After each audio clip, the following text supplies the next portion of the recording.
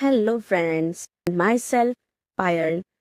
सो आज हम लोग एंडोशियम का एक रफली स्ट्रक्चर देखेंगे कि एंडोशियम में होते क्या क्या हैं। एंडोशियम का फर्स्ट पार्ट है anther and second is filament. Anther bilobed होता है, as you can see there is two lobe, it is called as bilobed. And इसके अंदर पॉलन ग्रेन बनता है, pollen grain are forms in anther. And ये filament है जो anther को थैलेमस से जोड़ के रखता है। ये लॉन्ग सिलेंडर लाइक स्ट्रक्चर होता है, ये एंथर को थैलेमस से जोड़ के रखता है। गाइस, थैलेमस का जो पास वाला पॉइंट होता है उसको प्रॉक्सिमल पार्ट कहते हैं, पी से प्रॉक्सिमल, पी से पास। एंड थैलेमस से जो दूर वाला पॉइंट होता है उसको हम डिस्टल पार्ट कहते हैं, डी से डिस्टल, डी से दूर। याद रखना guys, distal part and proximal part हम थैलेमस के रिस्पेक्ट में बोल रहे हैं। एंड जो फिलामेंट होता है वो थैलेमस से प्रॉक्सिमल पार्ट पे जुड़ा होता है, और ये जो फिलामेंट होता है एंथर से डिस्टल पार्ट पे जुड़ा होता है। ये एक PYQ है गाइज। एक क्वेश्चन है, शायद ये एक PYQ भी है, कि filament of स्टेमन is never attach with sepal. And हम लोग एंथर के बारे में पढ़ने जा रहे हैं। एंथर एक बाइलोब्ड स्ट्रक्चर होता है क्योंकि इसके पास दो लोब होता है। ये डाइथिकस होता है, डाइथिकस क्योंकि एक लोब में दो थीका होता है।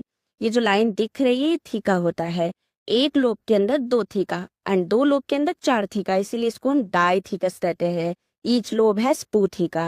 एंड इसको हम टेट्रास्पोरेंजिएट कहते हैं। टेट्रास्पोरेंजिएट क्यों बोलते हैं? क्योंकि इसके पास चार स्पोरेंजिया होता है, इसीलिए इसको टेट्रास्पोरेंजिएट बोलते हैं। एंड ये टेट्रागोनल होता है। टेट्रागोनल मतलब चार साइड होते हैं। यहाँ पे कुछ एक्सेप्शन भी है, लाइक मालवेसी फैमिली में ये unilobed, monothecous and bisporangiate and two sporangia होता है। If you are in class 12 then ignore it.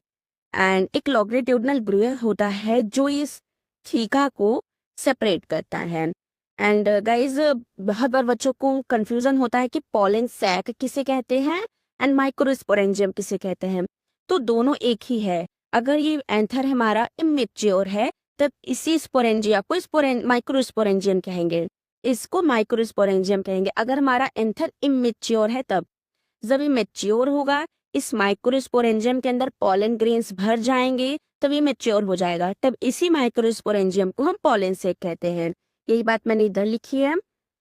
Pollen सेक क्या होता है? when on maturity microsporangia are filled with pollen grains, then they are called as pollen sac।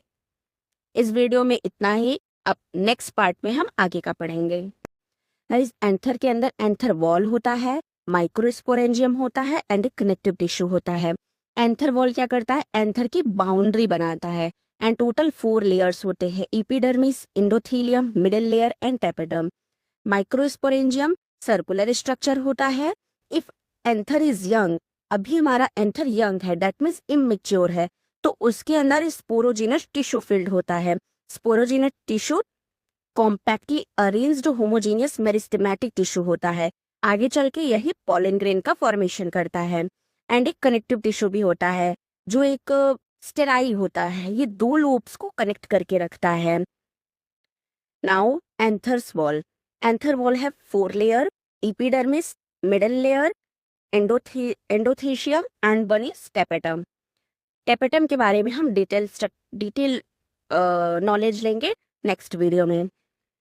Epidermis diploid होता है, endothecium भी diploid होता है, मिडल लेयर भी diploid होता है एंड टेपेटम भी डिप्लॉयड होता है। एपिडर्मिस आउटर मोस्ट लेयर होता है एंड सिंगल लेयर होता है। आउटर मोस्ट है तो प्रोटेक्टिव इन नेचर होगा।